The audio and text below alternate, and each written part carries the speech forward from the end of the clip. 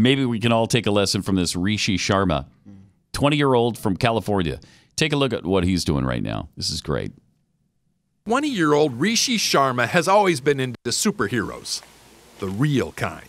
That's why, as a junior in high school, he made it his mission to meet as many World War II combat veterans as possible.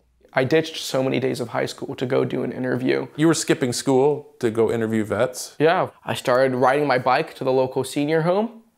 I interviewed those guys. Then I started driving. It became a daily undertaking. Every single day. When we first met Rishi in 2016, he was driving all over Southern California. I had a lot of missions. Interviewing guys like Marine Tank Commander Ernie Isley. They were going to make a big camp there, attack us at night. Rishi talks to the men for hours. Wow. Then gives the recordings to their families. He says he does it because time is short. We're losing about 400 World War II vets every day.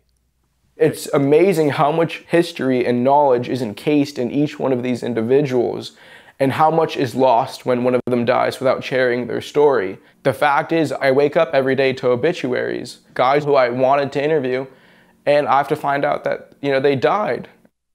At this point, I should tell you, Rishi doesn't come from a military family. His parents immigrated here from India. And yet, he cares as much about our greatest generation as any young man I've ever met.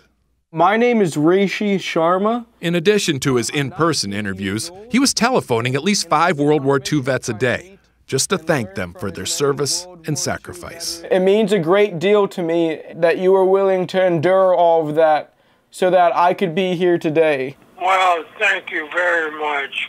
After this story first aired, Rishi raised enough money on GoFundMe to expand his mission across the country. He travels by car, often sleeps in it.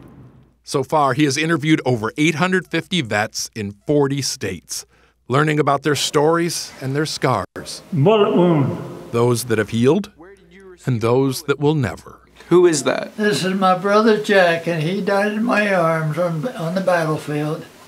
Nice to know. As long as there are World War II veterans willing to talk, there will be at least one young man. Oh, shucks. Willing to listen. You mean a lot to me. Wow. Yeah.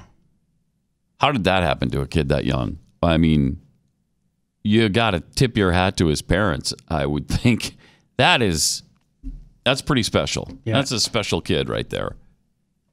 Wow. Thank you for telling those stories. In fact, we're going to tweet out at Pat Unleashed a link to that GoFundMe page that CBS mentioned. If you want to donate to help him cover all of this ground around the country to go and talk to these vets before they pass on. It's a darn feel-good story, isn't it? Yeah.